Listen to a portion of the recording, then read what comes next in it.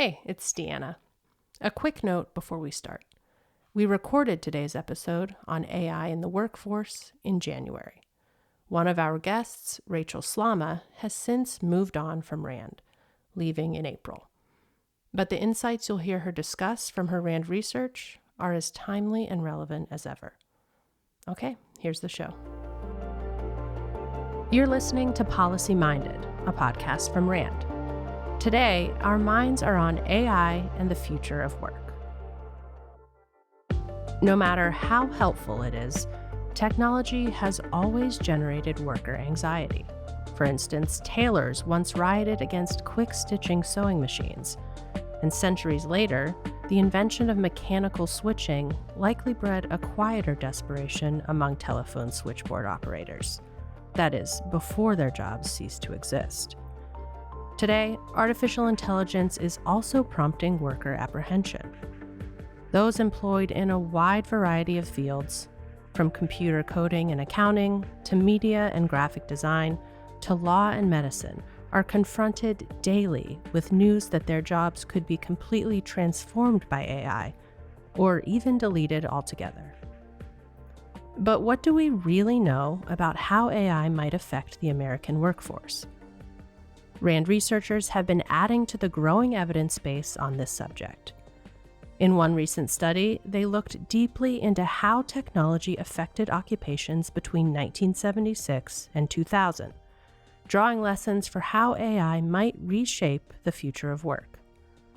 Another publication harnessed the expertise of dozens of our researchers to provide important insights for policymakers as they consider how to best prepare the U.S. workforce, both civilian and military, for the rise of AI.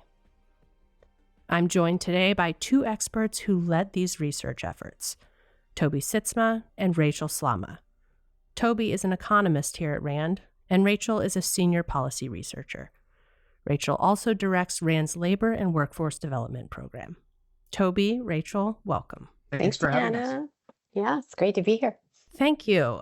Okay, I want to start this conversation by giving our listeners some insights into maybe what we don't know yet about AI, a technology that is still in its relatively early stages. So what do we need to understand about AI before we understand how it could affect the workforce? That's a good question to start with. I think you could probably fill a 4-hour podcast with what we don't know about AI. Something we need to understand about the technology itself is that there is a lot of uncertainty and it's moving very quickly. That's kind of a twin problem. I mean, if it was moving very quickly and we knew exactly where it was going, that's one thing. And that has one implication for the workforce. If there's a lot of uncertainty and it's moving really slowly, that can also be managed. But the challenge with AI, I think, is that it's kind of both of these problems at the same time. It's moving fast and there's a lot of uncertainty, which, naturally creates a lot of uncertainty in labor markets as well. I think I'll add to that, Toby, that I think we don't know exactly how it's been implemented and being taken up in workforce. And we do have some initial research from some of my colleagues at RAND that show that it's pretty specific to the occupation, how AI is being integrated, and even specific to the task. Like even, take healthcare, for example, which, we have a lot of colleagues who have studied this, and we've talked to some providers on the ground who say that AI has gone from really revolutionizing some tasks that their providers do. So AI is really good. Generative AI is really good at processing text data. So, for example, the notes that medical providers write that can be recorded from patient interactions and automatically produce a note. And that has saved providers, we've heard, even like a whole day a week on the ground. So that's just a simple example of how that might radically change the task of writing a note. What that will mean for other occupations in an entire field, I think, is yet to be studied, and a lot of work is needed on the ground to learn about how it's being implemented in different tasks and fields. A lot to learn, to be sure. So now let's talk about some of the findings from your recent work. Toby, your study that you led recently looked at some past technological revolutions or technological shifts and how those affected different occupations. How is the rise of AI the same or different than those past revolutions? Thinking of things like mass production and assembly lines or even the internet. I think in some ways it's similar, but in some critical ways it's different. I think it's similar in the sense that, like most technologies, AI impacts the workforce at the task level. So when we think about the impact of technologies, it's easy to automatically go to, oh, this technology does my job, or this technology could do my job. Well, your job is made up of a bunch of different tasks that you do with different frequencies and require different levels of attention and different skills. And technologies kind of enter into that equation by pinging on these different tasks. And so, with the internet, it disrupts certain tasks, but it makes other tasks more important for workers. Or, the social media might automate some things or take away some things that people were doing before, but make other aspects of their job more important. And AI is kind of potentially similar in that sense. So, Rachel was talking about the use of generative AI for medical in medical occupations, and there's some tasks that having a model that basically translates what this document says into billing codes, for example, that's really important. That could be really useful for a specific task. And it might free up the worker to do a bunch of other things that they weren't doing before. So that's kind of like the way that historically technological revolutions have occurred and impacted the labor market, is that they take over tasks, the workforce shifts, demands change, and workers pivot to new areas.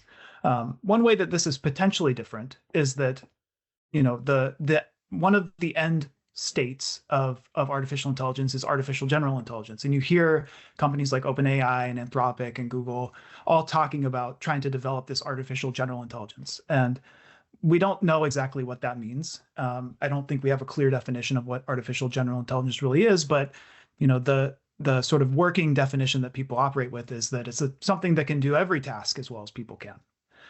So if you kind of take the previous way that technology has impacted the workforce, which is impacting specific tasks and allowing workers to pivot to new areas where they have some, comparative advantage over technology, like they can do something that technology can't, for example. If you extend AI to, where people who are developing the technology, at least, think that it's going, you have this technology that can do a bunch of different tasks. So where do people pivot? Where's the human comparative advantage in a world where AI can do everything as well as people? I think that's kind of the one potential way that AI is different. And we haven't seen that happen, and it's not clear whether that will happen, but that is a potential end state that wasn't really prevalent when you're thinking about the internet, or even thinking about something like electricity, where that does a lot of things, but it's not necessarily something that electricity can't do everything that people do, for example. So I think that there's that element that's a little bit different. On top of the fact that AI is intelligence. It's imitated intelligence. It's artificial intelligence, whatever you want to think about it. Intelligence is an incredibly powerful economic force, and it's hard to kind of overstate how important intelligence actually is for creating economic growth and economic opportunities for a worker and for a country in general. That's a good segue to the next question. I mentioned this at the top of the show, but I think many of our listeners may be thinking about their own jobs, their own careers, and how AI might affect them. So let's talk about what you found in your research, Toby, about which specific roles or occupations, or even, maybe it makes more sense to talk about it at the task level, like you just mentioned, which jobs or roles are most exposed to AI, and then on the other hand, which ones are more insulated or more protected from risk? Yeah, so in some work that came out recently, a colleague, Eder Sosa, and I looked at the level of exposure to different AI technologies that different occupations have. So, key term here is exposure. It's a term that economists use a lot when talking about technology, but basically it just means is there some overlap between what the technology can do and what people can do. And the way that we approached this was we looked at patent data going back to from 1976 to 2020, and we pulled out different AI patents, and we looked at the description of what that technology does in the patent.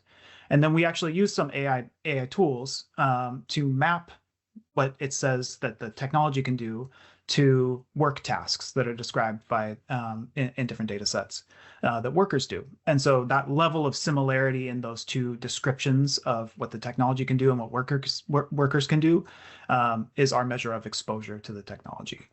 And so we do this at a task level. So we look at, for an economist, my tasks are like, write papers based on or write reports based on economic data and economic theory, or a lot of economists teach, so there's like an element of like teaching students about economic stuff. And so we look at those descriptions of those tasks and we match them up with AI technologies that say like, oh, this is an AI tool that can do economic research and read the latest working papers. And so we say, oh, there's a lot of tech similarity here. This technology seems like it might be able to do this task. And from there, we come up with a weighting scheme that allows us to aggregate all of those tasks within an occupation, all that different occupation exposure to AI technologies into a single occupation score. And that sort of results in this overall, how exposed is this occupation to these different AI technologies based on how exposed each of their individual tasks are. And we found a bunch of stuff. So we have this relatively complicated way of figuring out how exposed a technology is, or how exposed an occupation is to these different AI technologies. And at the end of the day, we found that occupations that require more education and pay higher wages are the most exposed to AI. That's different than we found from other technologies. So if you look at all other patents, the pattern is a little bit flipped, right? It's occupations that require less education and pay a little bit lower wages, the most exposed overall. But there's the shift that happened around 2000, where now it's kind of more it's occupations that require more education and pay more that are most exposed. For sort of the actual measure of what this means, it's hard to directly quantify and hard to say for sure that, oh, exposure to this technology resulted in this change in the labor market for this occupation. So instead, we look at associations and we say that, this increase in exposure is associated with this change in employment. We can't say whether it's causal. But what we find is that it's actually interesting, and it's a pattern that we've seen historically as well. If you look back in the literature at impacts of technology on the labor market, which is that if you look at the average occupation and you increase its exposure to AI technologies by 1 unit, we measure this in sort of standard deviations, but you can think of that as like 1 unit increase in exposure. What does that mean for employment? We find basically no impact. But what we do find is that when you look at the differences across occupations, you find meaningful differences. So if you look at an increase in AI exposure for an occupation that just has a lot of really routine tasks as being core to that occupation, that increase in exposure actually is associated with a decrease in employment. If you look at occupations that have very few routine tasks, so a lot of the stuff they do is very abstract, cognitive work, an increase in exposure for those occupations actually was associated with employment growth. So, overall, you see this zero effect, but really that's because we see these diversions across these different types of occupations. So the impact on the labor market, at least up until 2020, which simultaneously feels like 2 decades ago and yesterday, for like a million reasons. But and in terms of AI, 2020 might as well have been 2 decades ago, to be honest, just how quickly this technology is moving. At least up until that point, that's what we were seeing, is that more exposure to AI technologies is generally associated with either an increase in employment if your job is very cognitive and abstract, or a decrease in employment if your job is more routine. And those patterns have generally held in the literature as well. So we aren't the first to document this, and we aren't the only study to document this either. And can you give some specific examples? And Rachel, maybe you can jump in too. I know we already talked about healthcare already, but can you give some specific examples about what these fields are or roles are and what the changes look like? So we looked at this in a few ways. if you just look at overall occupation changes, like which are the occupations that are the most exposed to different AI technologies right now, you get things like, captioners for natural language processing technologies, or audiologists for machine learning technologies, or search marketing strategists for knowledge processing type AI technologies. So there's it. We have a table where we kind of show, like, here's the technologies, and here are the top most exposed occupations as of 2020. It can be a little bit hard to like pick out patterns when you're just looking at occupation titles. So we also looked at sort of some of the skills that are required in the most exposed and least exposed occupations. And what we found was there's the most growth and exposure among occupations that have programming skills involved, some negotiation, persuasion, and writing skills. And there's the least exposure to AI patents for occupations that are, primarily equipment maintenance, repairing, equipment selection, so things like that. So there's kind of this, you can kind of see some of the patterns that emerge that I talked about earlier, where you have, this diverging impact on the labor market. You can see it in the types of skills that are more exposed as well. So occupations that have sort of an emphasis on more cognitive skills, for lack of a better term, tend to be the most exposed. Yeah, I think a great example of this is in the entertainment industry. And Toby and I had a chance to be part of a panel where we invited Meredith Steen, president of the Writers Guild of America West, and then her senior director, Laura Blum-Smith, to talk about how AI was impacting writers in the creative industry. Then that led to a really high profile strike for, I think, almost 150 days in back in 2023. And she talked about some of the issues at heart in that strike related to creative property and intellectual property, the use of, for example, scripts for training new AI models that would generate new content without crediting the writers. And so I think we're really going to see AI as a disruptive force, and we already have in many industries, including those that are creative, that we associate with usually with human qualities.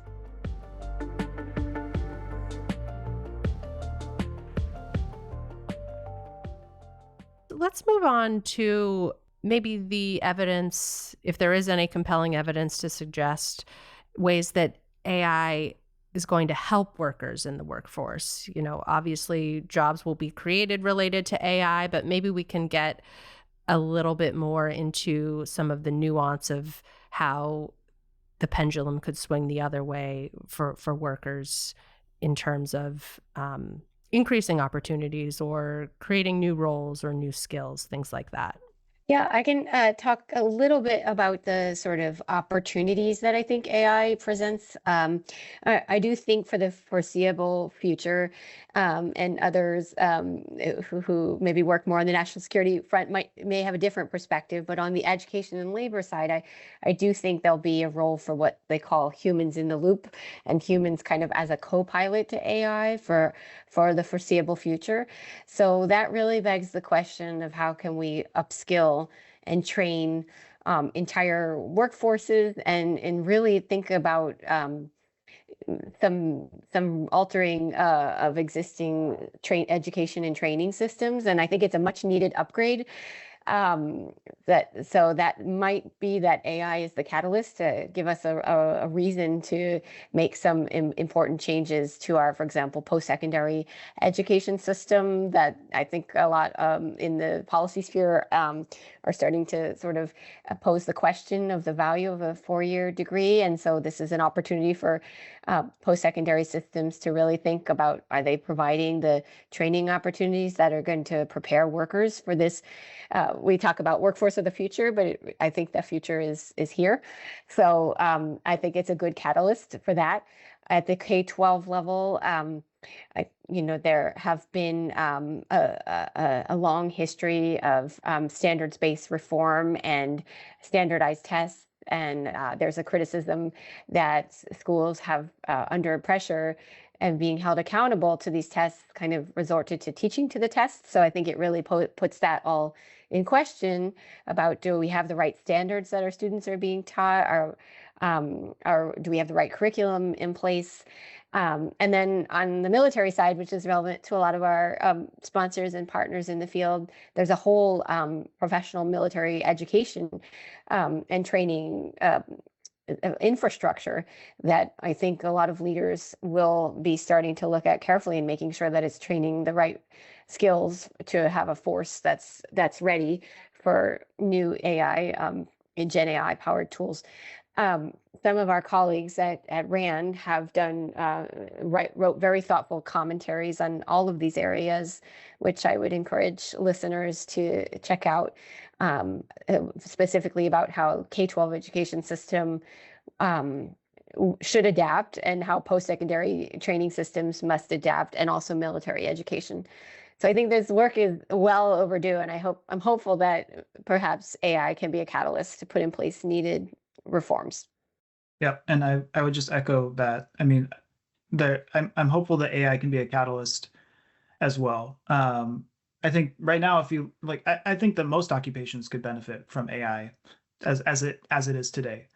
One of the things that I think gets missed sometimes, at least when economists talk about this stuff, and I'm guilty of this as well as an economist, is that we don't always do a great job of communicating that things like exposure to AI can be a good thing as well. Like, just because you're exposed to the types of things that a large language model is good at doesn't mean that it's going to be bad for your labor market outcomes or for your employment opportunities. It could be really good for it, because it can improve your productivity at these tasks, and it could help you do more fulfilling work. And we've seen some research come out, and I can provide links to these papers if that would be helpful. We've seen studies come out recently that suggest that there is, a positive productivity impact of having access to generative AI tools. So whether it's just like software engineers or coders, or even scientists doing research and development, the evidence so far seems to suggest that having access to these tools does improve productivity. Whether or not the types of things that generative AI and AI tools in general do sort of makes people feel less fulfilled in their careers, I think is an open question. There's some evidence that suggests that, like, when you give people, particularly scientists that do research and development, access to AI tools, they are more productive, they file more patents, but they do report a little bit less satisfaction about their job. So there's something like that people value about sort of the creative process and ideating and things like that, the AI tool does it, maybe it helps you do it better, but you do feel like maybe you lose something in that. And so we haven't seen a ton of research on this because it's obviously a very new field and a new technology, but I think more work is needed there. But in general, I'd say that most people could probably benefit from using sort of the chatbot style AI tools that exist right now, just for their work in general. Absolutely. And I'm sure a lot of our listeners probably already do make use of that for work or even in their personal lives. We've talked a little bit about education and how reforms to the education system will likely be coming, with the rise of AI, and how AI will sort of facilitate those changes. What are some other keys to smoothing the transition for workers and employers alike? Are there things that individuals can do? Is this purely a systems-based issue? What are some of the areas beyond education where shifts need to happen to create the best outcomes? I'll jump in first, maybe. I think that the training reform, broadly defined, is probably useful, particularly if AI progress doesn't necessarily slow, but it kind of maintains on its current path of, this technology is something that requires people to kind of be in the loop, as Rachel mentioned. You have to monitor the output. it can make mistakes, so you got to be careful. It's useful for doing certain tasks, but not other things. I think learning how to work with these tools is something that can be taught. It also requires some experimentation. So I think that encouraging, whether it's employers encouraging or just workers doing it on their own, encouraging experimentation with these tools is really useful. Um, I think that things could change if we start to see AI agents that are really kind of autonomous AI workers, quote unquote, that can sort of start operating and doing things over a longer time period. So, a chat with a chatbot is like you just type in the question and it gives you a response and like, okay, that's good. But it doesn't like sit there and think about it for days at a time and then come up with some novel solution to a problem. It's sort of like this iterative process with the worker. But there's some evidence that suggests that these agents, AI agents, are likely to be deployed at some point in the near future. Whether that means that entire occupations go away is very unclear. Like I said, they could just make existing workers a lot more productive because of the things they do allow workers to transition to higher value activities. But I think that it has different implications for training, has different implications for workforce support in general. So, in maybe a more extreme scenario, that is at least worth entertaining as we're at the beginning of this, rapid change, is something along the lines of transition support. So, the thing I think about the most when it comes to AI displacement is actually international trade. And what we saw in the early 2000s to mid 2000s, where China entered the WTO, there was this large increase in imports of Chinese goods into the US, and it displaced a lot of manufacturing workers. And this evidence came out, 2016 onward, and we saw, this actually had a pretty meaningful impact on manufacturing employment. And one of the interesting things about the studies that have looked at this is that the workers that were displaced didn't use training programs to the extent that they were available. They went on disability and they, went on unemployment insurance and things like that. But there were programs in place that were there to help workers with this transition. So the Trade Adjustment Assistance Program is one of them. It has since, it's been sort of discarded as a policy in general. It wasn't funded going forward in 2022 onward, so it's kind of defunct. And there's, I think there's sort of people aren't super fond of that program because I think people feel like it failed a little bit in sort of promoting the type of transitions that were hoped for. But I think that the pillars of the program make a lot of sense for AI. So it's some income support if you lose your job. It's access to retraining programs so you can move into a new part of the economy that's growing. There was some relocation assistance in there, access to healthcare. I think that these kind of like packaged policies make some sense when we're thinking about AI impacts on the workforce as well, as well as sort of just like the broader like retraining and curriculum reform that Rachel was talking about earlier. Yeah, I'll add a couple of notes. I think those are all really excellent points, Toby. I think in addition to upskilling the workforce and retraining, I think we also need to think about incentives, employer incentives, and retaining workers with AI and particularly in the federal workforce. The focus of the series that we put out that we can share a link with our listeners. One of the aspects was thinking about the federal workforce and specifically how to retain AI talent within the federal workforce. And I think that will emerge as a continuing problem because we know that there's a significant pay premium to AI work and that a lot of those workers will be drawn into industry where the premium might be a lot higher.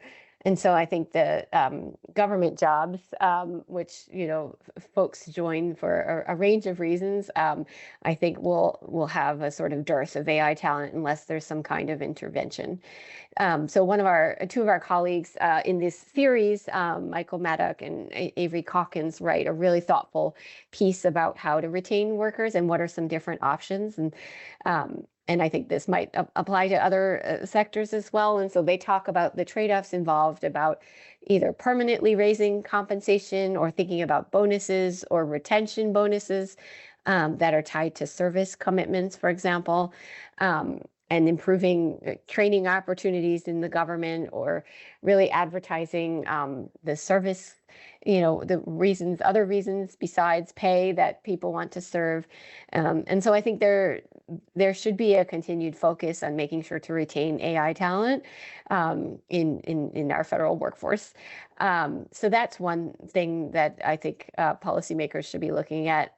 I think another fact in our AI workforce is just that most of that high skilled labor is from a foreign-born employment. And so the largest share of graduates with AI relevant degrees is foreign born. I think more than half. And our colleagues, Angela Clegg and Srikant Kumar Sahu, write a thoughtful piece that I encourage our readers to look at, thinking about our domestic AI talent pool, and is it sufficient to meet the demand?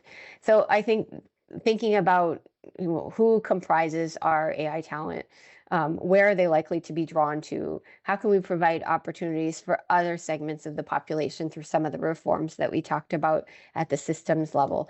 I think these are all really important considerations. And then just, the public sector can't compete with businesses in some areas, not only with AI talent, but just in terms of paying for the machinery that's needed to power AI, and the energy requirements of AI, I think will have major implications as well. So I think policymakers need to think about, are there incentives to make sure AI talent is distributed in some of these other areas of the economy as well. So I encourage readers to follow up with those resources and do a deeper dive. I think thinking about how to engage existing workforces is another piece that employers should focus on. We know a lot about tech adoption in education, and it's pretty low in the education. There are tons of ed tech tools out there, and adoption is much lower because I think in large part because teachers and those who would use the tools in the classrooms haven't been a part of the adoption process typically, and haven't been properly trained on using the tools, haven't been shown the value of using some of these tools in their classroom, haven't seen the value firsthand, haven't been provided guidance, et cetera. And so I think that lesson from low tech adoption in the K-12 system over many years can be a good lesson for other workforces. So how can employers engage their workers in learning and giving beta testing and giving input on the use of new tools, I think is a really good message for employers.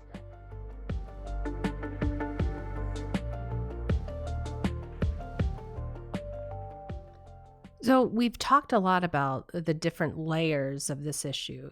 There's AI is going to directly affect some workers and roles and positions. AI itself is going to transform education, and education needs to transform to account for AI. There's a lot going on. It's worth noting we're just scratching the surface today, but I'm wondering, this may be a difficult question to answer, but how can we keep up? All these changes are happening so fast at these different levels. What needs to happen for us to keep up with this shift and even be able to make decisions at the rate at which the change is happening? I wish I had an answer for that. That's a great question. And I mean, as someone who's like probably too steeped in AI stuff, like most of my work is very AI focused right now, and it has been for the past, I don't know, 4 or 5 years. I don't know. I think that this pace of this technology, the pace that it seems to be moving, is just, orders of magnitude faster than workforces can adapt, and then policy can adapt to as well. And that's like a fundamental challenge, I think. Is the pace at which things are moving. And for workers in particular, I think that creates a lot of uncertainty, and that uncertainty can create inaction. And maybe there's this sense that like we don't really know where this technology is going. And I mean, if you listen to the AI labs, this is going to take over every job. This is going to do my job and everybody else's job. What am I going to do? Like that's totally understandable. And there are periods of time where I feel like that as well. To be totally honest, like I feel like, you know, who knows? Like this could really go anywhere. But I think that there are, you know, there's a couple things. So like, what can we do to keep up? Well, there's some option value in waiting, I think, in areas where you can make that decision. If we're in areas where you're able to wait, maybe it makes sense to wait in some sense, just to see like where does this end up going. If you're really concerned about making a big investment in your future work, you know, career trajectory right now, you know, if you can, maybe it makes sense to wait a little bit. Obviously, that's not feasible in every situation. So what do you do in the meantime? How do you keep up? I would say that like some of the work that my colleagues and I have done suggests that the types of jobs and the types of activities that people do in work that seem to be the least exposed to AI and seem to pay relatively well are those that combine some technical expertise with what's commonly referred to as like soft skills. I don't really love that term because it makes it seems like they're easier skills to learn or use than like other skills, and they're not, right? Like soft skills are like human skills, personal skills. Like these seem to be very valuable in the labor force. It's, you know, something that an AI in theory could do, but I think that there's something that gets lost when it's not a person doing it. Like an AI, you could think of an AI having like this, you know, all of this power and all of this ability and all this intelligence, but it's not a person.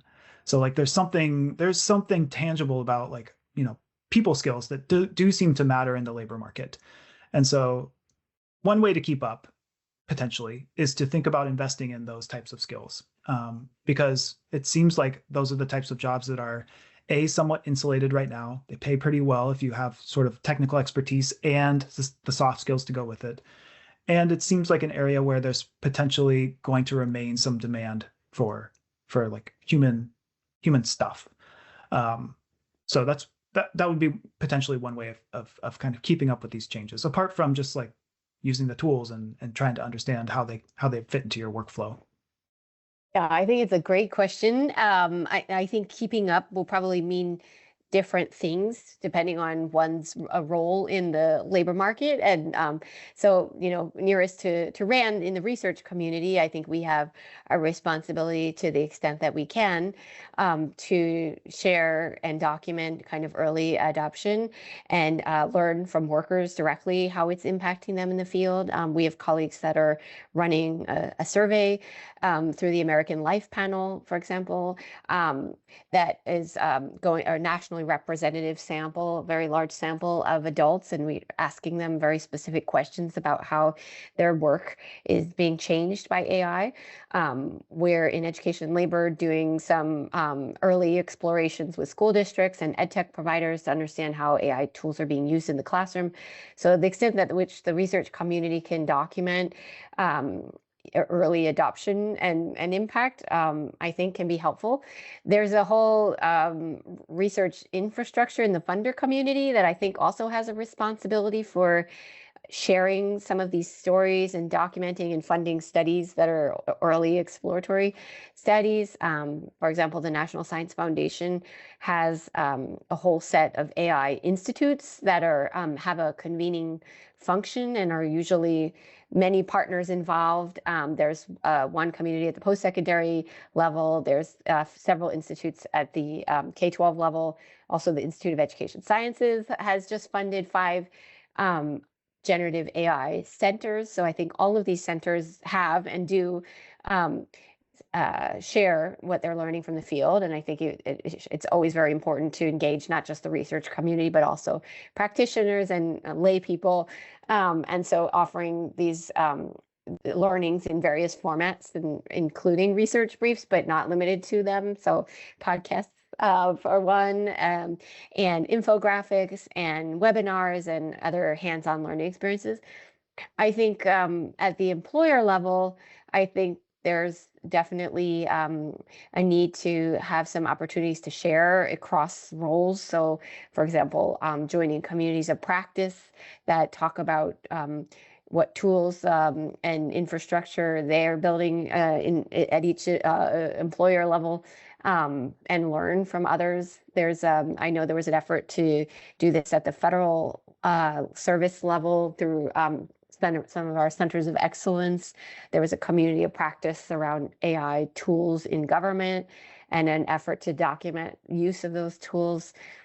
And then I think at the worker level, which Toby elaborated on in his response, I think we have to, be wary of some of the educational opportunities, especially the for-profit opportunities that are being offered, because I've seen an explosion of boot camps and certificates and credentials that promise to lead to the next big job and a pay raise of X number of dollars. And so I think in my role, there are researchers at RAND that are working in our portfolio that think a lot about what's called credentials of value.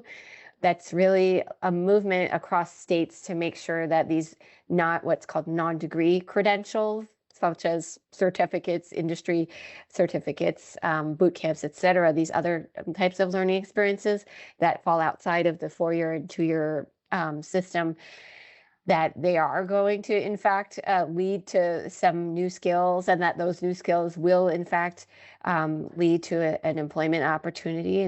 And so I think workers should beware that not all learning experiences around AI are the same. And then I think that similarly, policymakers have a responsibility to make sure that, for example, programs that are getting supports and subsidies from the government, that they are offering this value, that they do lead to the jobs that they promise they'll lead to. So to your question, I think like keeping up means something different depending on where one sits in the economy. But I think there is a lot we can do. Okay, one final question for both of you. We talked about what we could do to keep up, but now as two people who study this issue, what is it that keeps you up at night? Besides my children,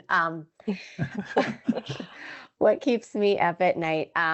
So I mean, where I sit is more in the education and training space. So the things that keep me up are, related to the tool that's kind of not yet ready for prime time and will give us inaccurate information. And at the very sort of small example, like ChatGPT and generative AI and all these tools are known to generate responses that are just not factual, and it's called hallucination. It's a pretty widely documented problem. I think it's gotten a little bit better, but it does require some nuance in as the user of these tools to constrain the tools to make sure we're getting good information in return. And so I do worry that, that's just at the micro level.